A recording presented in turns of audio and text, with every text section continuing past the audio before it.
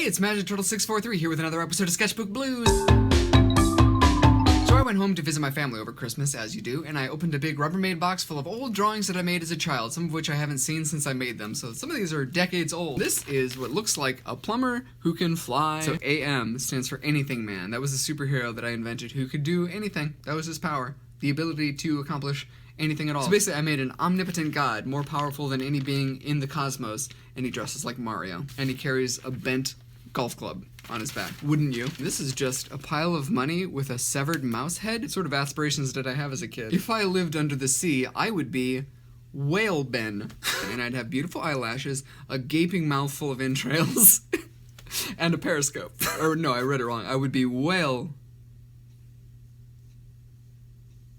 Ben. So I just drew Superman, but I don't remember that version of Superman. This guy is more fighting his own demons and the will to get out of his lazy boy. Okay, so you know how kids would draw their family and they'll like be different heights according to how like important that person seems in the child's eyes? I don't know. Explain this with the giant legs. We're all the same height, but our legs are different heights and they're horrifying. And our pets were just shoeboxes with boots on. Okay, so here's a presentation I made for class about Lewis and Clark, the trip they made across the, I don't know, Mississippi. What did they do? Who cares? And it was a pop-up book, so get ready. There we go. The map, the trail that they took across whatever that is, Canada or something. Moving along the way, Lewis and Clark encountered many obstacles, such as this bear. And then there's a rifle. It's like, how do they face the bear? Gun. There's like a little bouncy Lewis over here and a little bouncy Clark. They're springing at you. And it actually took me a while to figure out what these are. It's like, what? Why are these weird like little pointy spikes here? But if you put them up, that they point to where the trip started, St. Louis, and where it ended, Oregon country. That's actually a pretty cool touch. Sacagawea, the Native American woman that helped them. There's some interested. This young Indian girl. No, not right. And there's this little slide thing that says 1803 to 1806, 7,000 miles. It's just a map of the U.S. It's just like, that's all I knew how to do. It's like, map of the U.S., map of the U.S., map of the U.S. I don't know, I'm out of ideas. And here we have a giant mechanical minotaur with wings on his back, hula hoops on his horns, and hatred in his heart. Actually, he does kind of look like he's celebrating. He's like, "Arr." Maybe he's celebrating the passage of new laws that allow for minotaurs to get work outside of labyrinths. It was a really obscure literary joke that I don't think anyone's gonna get. Then I have a completed comic about a superhero that I called the Parrot, which is definitely the coolest concept ever you could use for a superhero. Is an annoying bird. Okay, here we go. The Parrot in part 2 of The Chain of Robberies. The Parrot and Parrot are in the bad guy's hideout and are trying to get out. Now, if only I could get out of here. Aha! I can turn into a parrot to escape. He literally just forgot one of his superpowers. Poof.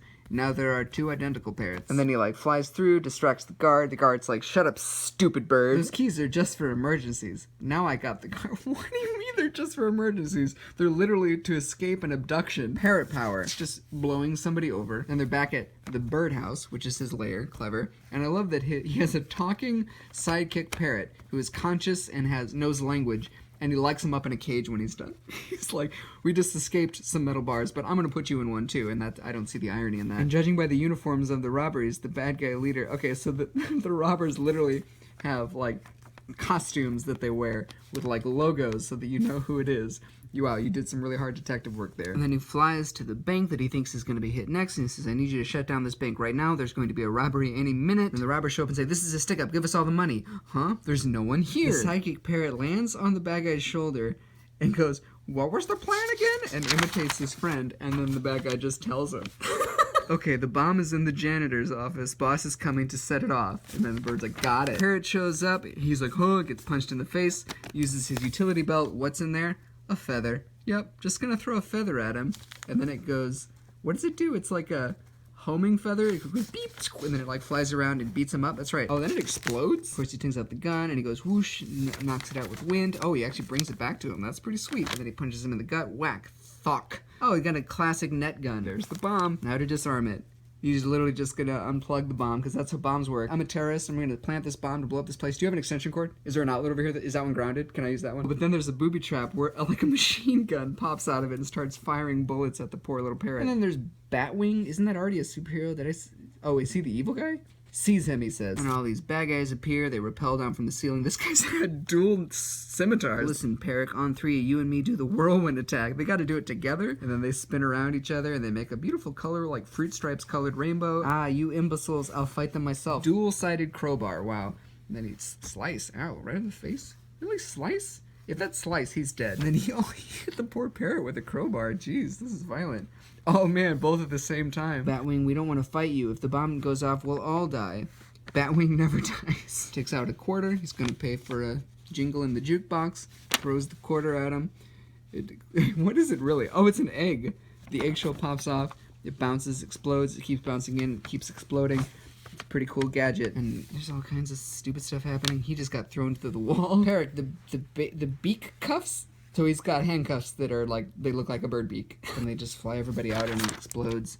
And then the bank is gone. They caught Batwing. Oh, and I guess in the first comic, he left his groceries on the ground and then just abandoned them. But he's like, look, they're still here.